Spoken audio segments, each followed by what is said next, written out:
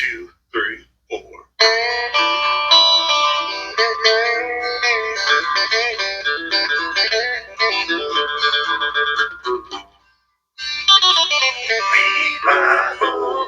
Raising your vibration. I'm alive if I'm dead. Football had to fix my hand. Come by the free NBC or abductee. I'm alive or am I dead? Football had to fix my hand.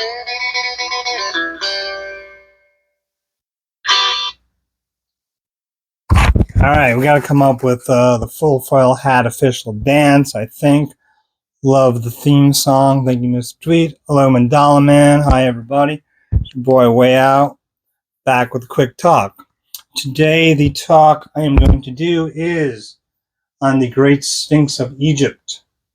If you are unfamiliar with it, it is the megalithic structure on the Giza Plateau near the pyramids. Megalithic means large rock, so it is the body of a lion with a man's head, a pharaoh's head, carved out of large rock, large limestone statue on the Giza pyramid. It is believed to have been carved about 2500 BCE during the time of the Second Dynasty by the pharaoh Khufu. That is based on two things. When they unearthed the Great Sphinx, they found a little sign that had Khufu's name on it, near it, and its proximity to the pyramids, which are believed by modern Egyptologists to have been created about 2500 BCE. As I said, it has the head of a man, a pharaoh believed to be Khufu, but it appears to have one time been a statue of a full lion, a much larger head. If you look at it, the pharaoh's head is small compared to the body. So it is believed that one time it actually was a lion's body with a lion's head, and that it was recarved because of damages, erosion, or just some kind of egomaniacal pharaoh that had to have his head on the pyramid. No one really knows why it was recarved. It has evidence of there having been several repairs done to it. When it was found, it was buried up to its head in sand and excavated out of the sand to its current shape, its current placement on the Giza Plateau. It does have, it's not pristine, it does have some weathering, it does show its age. Like I said, the head was recarved possibly due to erosion. There is erosion on it, which Egyptologists attribute to what else? Sand and wind, because it's in the middle of the desert and there's nothing else besides sand and wind there to give it erosion patterns. Problem with that is the erosion on the Sphinx is wave-like. It goes in waves, and it's very smooth and rounded, where wind or sand erosion creates kind of a stair-stepping, right angles, parallel, perpendicular stair steps, rather than a smooth wave-like structure. In the early 90s, a man named John Anthony West, who was a bit of a radical. He wasn't an Egyptologist, but he did spend his life researching and writing about the Giza Plateau. He believed the Sphinx was actually way older, along the lines of maybe 25,000, 26,000 years old. And he wanted to have someone actually verify his theories.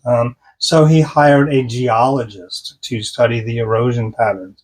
He hired Dr. Robert Shook in the 1990s, who accompanied Mr. West to the Sphinx, did his analysis, and initially dated the Sphinx to 5000 BCE, much later than the Egyptologists think is possible. They didn't think their civilization would have the tools and the means to construct such a thing 5,000 BCE.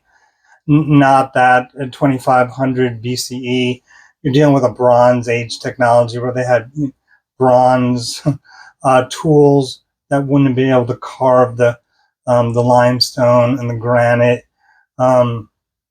into the shape of a sphinx. They had ropes. They didn't really have the technology to do such a thing. So Dr. Shook put the age of the Sphinx at 5000 BCE initially. He later went back and talked to some climatologists, recalculated his data, and redated the Sphinx to at least 8000 BCE, probably more likely to 10,500 BCE or older. Like he says, 10,500 BCE is a conservative estimate now. It may be much older. He did that by verifying that the erosion was caused by water rather than by wind and sand. Of course, you're dealing with the Sphinx being in a desert. It hasn't really rained there since about 8000 BCE was probably the last time any sort of significant rainfall occurred in the desert. One time it was a green, fertile plateau, which, like a lot of Africa, over the past 100,000 years, has started to become desert. Africa is drying up and becoming more desert. At one time, it was just a lush rainforest. Talking millions of years ago. So the date of 10,500 BC is interesting. I mean, not only is it way back there, into where people think, well, we're just living in caves, had no real social structures or ability to carve such a monument. 10,500 BCE, we move from the age of Virgo into the age of Leo, due to the phenomenon called the precession of the equinoxes. The Sphinx faces due east. So, in 10,500 BCE, if it was created at that point or earlier, watched facing due east, watched the sun rise on the Giza Plateau in the constellation of Leo. So was it built as a commemoration of that, something by people at the time who tracked the skies and built it as a monument to our entering the age of Leo? Until recently, that theory was discredited because we couldn't find anything. If people had the ability to build such structures, there would be other structures around built from that time period, and only recently was there such a structure found.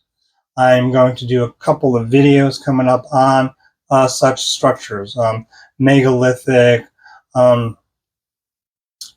stone monuments, constructions built around the world, and their various dates, many of which go back to, antiquity, back to the age of Atlantis, back to, a time where there may have been a lost civilization that made these things, was just simply wiped out. And here they are, and they're attributed to a much later period by Egyptologists and archaeologists around the world, simply because they don't believe that people that far back, 12,000 years plus, looking at the end of the last ice age, had the technology to build such structures. So tune into that. I'm going to go into a few more. Go back like Tepe for one, the Great Pyramid. Just structures around the world is very, very interesting. Some people think it's a bit foil hatty. I love these type of things, and I like talking about them. So thanks. Good to see everyone. Remember to like, share, subscribe. Help us out. Mandala Man and I are looking to get enough subscribers right now so that we can do a podcast where we're both talking with each other rather than doing individual videos. That's nothing new for y'all. Hope you're enjoying the theme song, and I'll see you next time.